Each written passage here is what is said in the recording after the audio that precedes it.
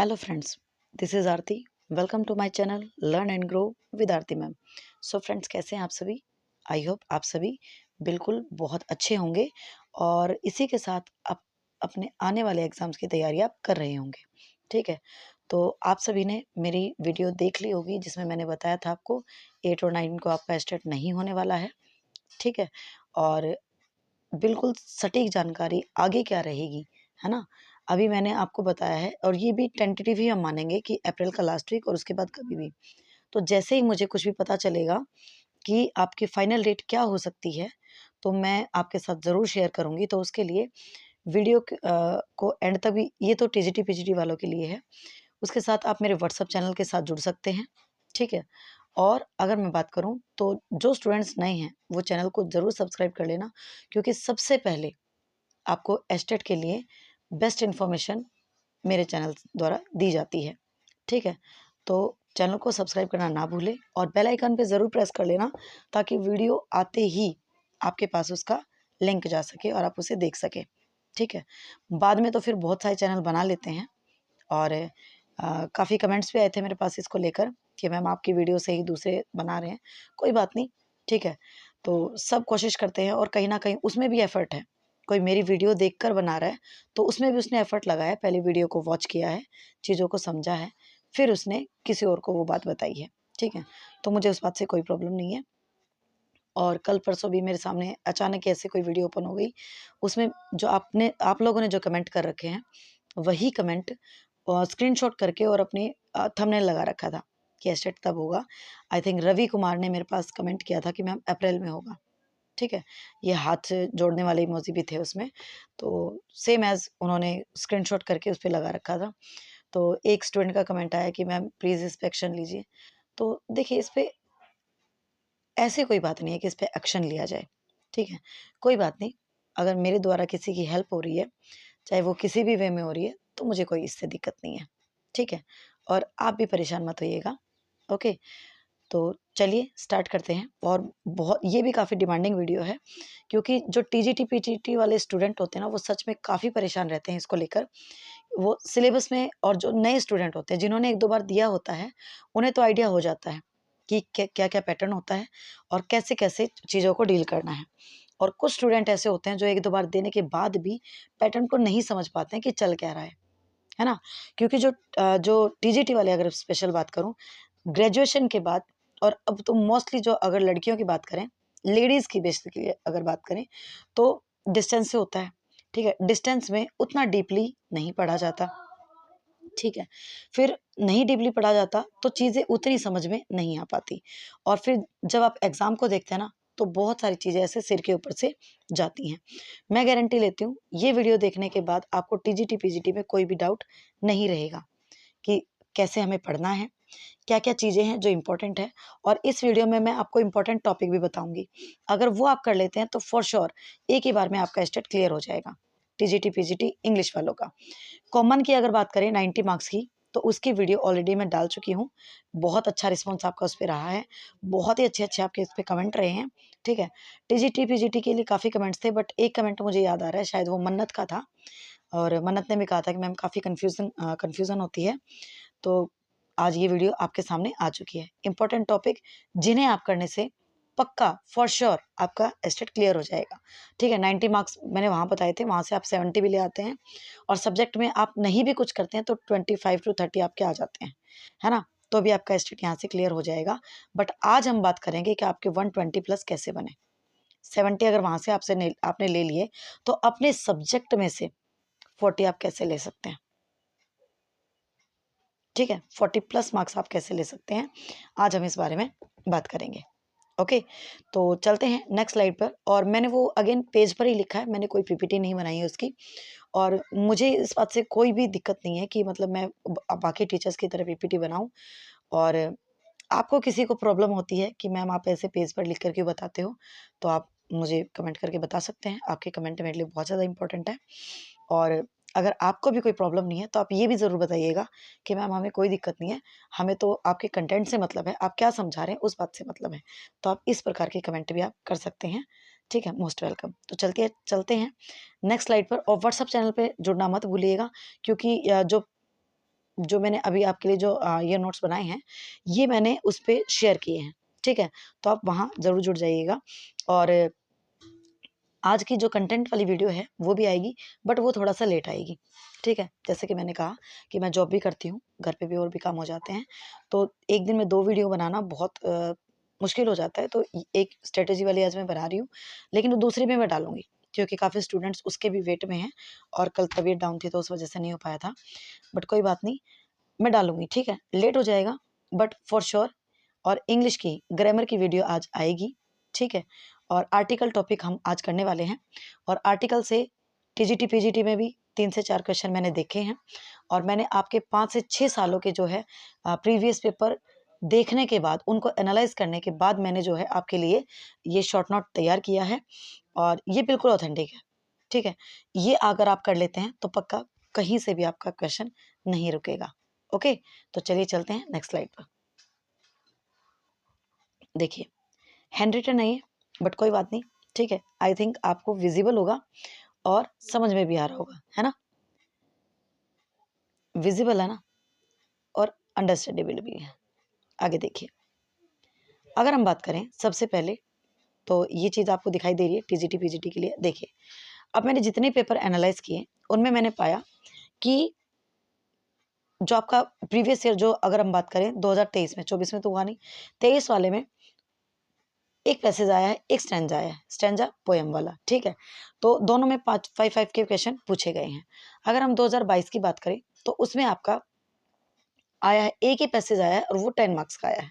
उससे पहले अगर हम बात करें तो इस तरह से मैंने आपके 5-6 साल के पेपर देखे हैं, तो कुछ में, अगर इसी की हम पीजीटी की बात करें, ये टीजीटी का है, पीजीटी की बात करें तो वहाँ पे मुझे एक ही पैसेज देखने को मिला है, ठीक है। अगर प्रीवियस ईयर देखें हम, तो वहाँ पे मुझे वहाँ पे भी सेम 2 देखने को मिले हैं। तो कुल मिला के एवरेज आपकी 10 मार्क्स की यहाँ से निकलती है, पैसेज से, स्टैंजा से, ठीक है। तो ये जो पैसेज और स्टैंजा होते हैं ना, थोड़े से ईजी भी हो जाते हैं, लेकिन थोड़े से टिपिकल भी हो जाते हैं। तो इसके लिए आपको प्रैक्टिस तो करनी पड़ेगी, है ना। अगर आप सोचें कि मैम ये तो ईजी होते हैं, वहीं से निकल जाते हैं, तो देखिए वो निकलते भी उन्हीं के हैं जो उसकी प्रैक्टिस करते हैं। अदरवाइज कुछ, अगर पिछली बार की बात करें तो पिछली बार का जो पैसेज था वो ईजी था, ठीक है, वहाँ उससे क्वेश्चन निकल रहा था, बट स्टैंजा ईजी नहीं था, स्टैंजा ईजी नहीं था। उससे पहले अगर बात करें, जो उसमें स्टैंजा स्टैंजा आया हुआ था, जो बिल्कुल भी ईजी नहीं था, ठीक है। तो इसके लिए आपको प्रैक्टिस करनी पड़ेगी। वोकैब की बात करें तो वोकैब के टॉपिक मैंने अलग से नीचे भी मेंशन कर दिए हैं, तो वोकैब आपकी 6 से 7 नंबर की रहेगी। ओवरऑल अगर हम मिलाएं तो 8 से 10 नंबर की ये आपकी बन जाएगी, ठीक है। तो वोकैब बहुत ज़्यादा इंपॉर्टेंट है। वोकैब में आपके क्या क्या टॉपिक आते हैं वो भी हम नीचे बात करेंगे, मैंने सब नोट किया है, ठीक है। उसके बाद आपकी फिगर ऑफ स्पीच, ठीक है। फिगर ऑफ स्पीच से आपका ये टॉपिक है जो कि आपका लिटरेचर में ही होता है ना। नॉर्मल जो ग्रामर आती है वहाँ पे आपका ये फिगर ऑफ स्पीच नहीं पूछा जाता, वहाँ पे पार्ट्स ऑफ स्पीच आपसे पूछा जाता है। बट लिटरेचर के स्टूडेंट से फिगर ऑफ स्पीच भी पूछा जाता है। टीजीटी में 2 से 3 नंबर का क्वेश्चन देखने को मिला है, और ये मैं 60 मार्क्स की बात कर रही हूँ भाई, ठीक है। ये भी अपने माइंड में क्लियर रखना, ये हम 60 मार्क्स की बात कर रहे हैं। जो 10 मार्क्स की आपकी वो है जो ग्रामर है, वहाँ तो आपको 10 मार्क्स की ग्रामर आएगी, जिसमें वोकैब बहुत ज़्यादा इंपॉर्टेंट है। 10 मार्क्स में से भी अगर हम बात करेंगे तो 3 से 4 एक्स्ट्रा भी हो सकते हैं क्वेश्चन, आपको वोकैब के देखने को मिलेंगे। तो अगर हम बात करें टीजीटी की, तो वहाँ 2 से 3 क्वेश्चन, और पीजीटी में 5 से 6 क्वेश्चन आपको फिगर ऑफ स्पीच के देखने को मिल रहे हैं, ओके। उसके बाद है आपको स्टेटमेंट पूछी जा रही है आपसे, स्टेटमेंट पूछ लेता है, ये स्टेटमेंट किस राइटर ने या फिर किसने कही है ये बात, ठीक है। इस तरह से वो आपसे पूछ लेता है। फोनेटिक सिंबल 1 से 2 नंबर का क्वेश्चन पूछा जा रहा है टीजीटी में भी। टीजीटी में 1 नंबर का देखा मैंने, पीजीटी में 2 से 3 नंबर का मैंने इसको देखा है, ओके। उसके बाद स्पेलिंग, स्पेलिंग तो आपकी कॉमन में भी, जो आपकी ग्रामर है वहाँ पे भी पूछी जा रही है, ठीक है। और जो आपका सब्जेक्ट है वहाँ पे तो पूछी ही जा रही है, तो ठीक है, हम इसको 2 से 3 नंबर हम इसको भी देंगे, ओके। और आगे चलते हैं। गला थोड़ा सा ख़राब है तो प्लीज़ आप इसे अवॉइड करके बात को समझने की कोशिश कीजिएगा, और एक्स्ट्रा नॉइस अगर आती है तो उसे भी आप अवॉइड कीजिएगा। लैंग्वेज स्किल है ना, LSRW, ये इतनी ही नहीं है, है ना। लिसनिंग, स्पीकिंग, रीडिंग, राइटिंग इतनी ही नहीं है, ये डेप्थ में भी है, बट डेप्थ में उतना क्वेश्चन मैंने नहीं देखा, ठीक है। तो ऊपर से ही क्वेश्चन आया है, ज़्यादा डेप्थ में नहीं है, बट बिल्कुल लैंग्वेज स्किल से भी आपका क्वेश्चन आया है। इडियम एंड फ्रेजेस, यहाँ से भी 2 से 3 नंबर के क्वेश्चन आपसे पूछे गए हैं, बिल्कुल पूछे गए हैं। एक से 2 क्वेश्चन तो आपका कॉमन ग्रामर में ही पूछा गया है, और सब्जेक्ट में भी आपका अगर इन टोटल अगर हम देखें तो 3 क्वेश्चन आपके पूछे जा रहे हैं। फ्रेजल वर्ब, फ्रेजल वर्ब भी आपकी अगर बात करें तो ये भी इंपॉर्टेंट है, ठीक है, ये भी मैंने देखा है, इसका भी 2 से 3 नंबर का क्वेश्चन आपका आ रहा है। उसके बाद ऑथर, स्टोरी नेम, बिल्कुल आपको ऑथर दे देगा, ठीक है, और उसका स्टोरी नेम पूछेगा कि इनमें से कौन सी स्टोरी जो है इस ऑथर के द्वारा लिखी गई है, इस राइटर के द्वारा लिखी गई है। तो ठीक है, इस तरह से भी क्वेश्चन पूछे जा रहे। पोएम दे देगा, पोएम का राइटर पूछ लेगा आपसे, है ना, ये क्वेश्चन भी आ रहे हैं। और लास्ट में बात करेंगे कि कितना पोर्शन आपका ग्रामर का है और कितना पोर्शन आपका एनसीईआरटी का है, ठीक है। और पोएम के टाइप भी आपसे पूछे जा रहे हैं कि सोनेट है, बैलेड है, लिरिक है, एटसेट्रा। तो ये चीज़ें भी आपसे पूछी जा रही है, पोएम दी जा रही है और उससे पूछा जा रहा है कि ये पोएम का नाम बेसिकली, कि ये किस टाइप की पोएम है, सोनेट है, बैलेड है, क्या है ये, ओके। उसके बाद जो आपकी ग्रामर है वो तो आ ही रही है, वॉइस पूछे जा रहे हैं, 1 नंबर का वॉइस आ रहा है। नरेशन भी, नरेशन पिछले साल 1 नंबर का था, बट उससे पिछले साल 2 नंबर का था, उससे पिछले साल भी 1 नंबर का था, तो मतलब 1 से 2 नंबर की मार्किंग भी हम इसको दे सकते हैं। वॉइस 1 नंबर का ही पूछा जा रहा है। Tense, of course yes, tense के बिना तो कैसे ही आपकी बात बन सकती है। टेंस तो आपका सारी ग्रामर का निचोड़ होता है ना, तो टेंस भी इंपॉर्टेंट है। टेंस की वीडियो भी मैं लेकर आऊंगी, ठीक है। तो आज तो आर्टिकल ही करेंगे हम, नेक्स्ट वीडियो में देखते हैं कि हम टेंस करें या फिर मॉडल वर्ब करें। मॉडल भी आपसे पूछे जा रहे हैं, मॉडल से भी 2 से 3 क्वेश्चन आपके आ रहे हैं, तो मॉडल भी हम जरूर करेंगे। मैंने यहाँ लिखा नहीं है तो आप प्लीज लिख लेगा, मॉडल भी आपसे पूछे जा रहे हैं, ओके। वर्ब, बिल्कुल वर्ब से भी 2 से 3 नंबर का क्वेश्चन वर्ब भी आपका ले रहा है। प्रेपोजिशन, बिल्कुल कॉमन में भी आपसे प्रेपोजिशन पूछी जा रही है और आपके सब्जेक्ट में भी प्रेपोजिशन आपसे पूछी जा रही है, ठीक है। पोएम राइटर, ये हमने बात कर ली। नोबेल प्राइज, नोबेल प्राइज देखिए, पिछली बार नोबेल प्राइज का नहीं पूछा था क्वेश्चन, लेकिन उससे पिछली बार भी था और उससे पिछली बार भी नोबेल प्राइज का क्वेश्चन पूछा था। अब की बार भी आपसे पूछा जा सकता है, जो कि अब की बार का नोबेल प्राइज मिला था आपका हांगकांग को मिला था, ठीक है, और ये एक साउथ कोरियन राइटर थी, ठीक है। तो 2024 में हांगकांग को जो है आपका नोबेल प्राइज मिला था, ओके, हांगकांग इनको मिला था। तो ये क्वेश्चन भी आपसे पूछा जा सकता है। उसके बाद वोकैब में, आपके वोकैब में आ जाती हैं आपकी सिनोनिम, एंटोनिम, ठीक है, ये और ये अगर हम बात करें आपका स्पेलिंग, ये सारे आपको वोकैब में ही आते हैं। ईडियम फ्रेजेस ये वोकैब का ही पार्ट होते हैं। तो ये वोकैब भाई बहुत इंपॉर्टेंट है, और वोकैब तो आपको प्रैक्टिस से ही आएगी, ठीक है। तो मैंने पिछली वीडियो में भी आपको कहा था कि आपके पास, आप टीचर बनने जा रहे हैं, आपके पास बुक्स ज़रूर होनी चाहिए। तो एक इंग्लिश की बुक जो है आप ले लीजिए। अगर मैं आपको रिकमेंड करूं, तो मेरे पास एक बुक है, इनफैक्ट मेरे पास तो 2-3 बुक हैं, बट उनमें से मुझे काफ़ी अच्छी लगी थी एग्ज़ाम, ये अग्रवाल एग्ज़ाम कार्ड की बुक थी, बहुत अच्छी लगी थी मुझे ये बुक, इसमें एक्सप्लेनेशन भी काफ़ी अच्छी थी, ठीक है। बाकी 2-3 बुक्स और हैं मेरे पास, बट ये मुझे अच्छी लगी थी और इसमें एक्सप्लेनेशन भी काफ़ी अच्छी है, तो आप इसे भी ले सकते हैं, ठीक है। और इस बेसिकली मैं इस बुक का जो है कोई प्रमोशन नहीं कर रही हूँ, ठीक है। कई बार स्टूडेंट पूछ भी लेते हैं बुक्स के बारे में, तो इसलिए मैं बस आपको बता रही हूँ, एज ए टीचर आपके पास बुक होनी चाहिए, क्योंकि जो सिनोनिम है, एंटोनिम है, फ्रेजल वर्ब है और आपकी जो इडियम फ्रेजेस हैं, ये प्रैक्टिस से ही आएंगी, और प्रैक्टिस से लर्न करके नहीं, आप इनको डेली रीड कीजिए एक एक पेज को। जब डेली बेसिस पे आप इनको रीड करेंगे तो अपने आप दिमाग में बैठते चले जाएंगे, ठीक है। इनका कोई शॉर्टकट नहीं होता है, okay. Article, article again important है, 2 से 3 नंबर का आर्टिकल आपसे पूछा जा रहा है। 1 नंबर का आपका उसमें कॉमन में और 2 नंबर का आपका 60 मार्क्स में आपसे पूछा जा रहा है, ठीक है। तो ये था आपका सिलेबस, इंपॉर्टेंट टॉपिक्स जो मैंने आपके साथ डिस्कस किए हैं। अब बात करते हैं कि क्या एवरेज रहती है। तो देखिए, मैंने कई साल के आपके पेपर एनालाइज किए, तो उसमें अगर मैं बात करूं तो देखिए, आप 30-30 मान सकते हैं, लेकिन ज़्यादा अगर हम बात करें तो ज़्यादा वेटेज आपकी ग्रामर की रही है, ठीक है। ओवरऑल अगर हम बात करें, ये जो आपकी लिटरेरी टर्म है, फिगर ऑफ स्पीच, ये भी हम इसी में ग्रामर में इंक्लूड कर लेते हैं, ठीक है, क्योंकि एनसीईआरटी में तो आपको ये देखने को नहीं मिलेगा अलग से टॉपिक, तो ये आपको अलग से तैयार करना पड़ेगा, ठीक है। मैं करवा दूंगी आपको, डोंट वरी, चैनल को सब्सक्राइब कर लेना, मैं फिगर ऑफ स्पीच भी आपको करवा दूंगी, ठीक है, बहुत अच्छे से। तो अगर बात, इनको भी मैंने इसी में इंक्लूड किया है। तो अगर बात करें 36 टू 37, हम कह सकते हैं 37 मान लीजिए, 37 क्वेश्चन आपके ग्रामर के, और बाकी जितने बच गए आपके, ठीक है, बाकी जितने बच गए वो क्वेश्चन आपके, अगर हम बात करें किसके हैं, 23 क्वेश्चन आपके उसके हैं, एनसीईआरटी के हैं, ठीक है। तो टीजीटी के लिए अगर आप जा रहे हैं तो 6 टू 10 की आपको एनसीईआरटी कवर करनी पड़ेगी, और अगर आप 12th के लिए जा रहे हैं, सॉरी पीजीटी के लिए जा रहे हैं, तो आपको 6 टू 12th की आपको एनसीईआरटी कवर करनी पड़ेगी, ठीक है।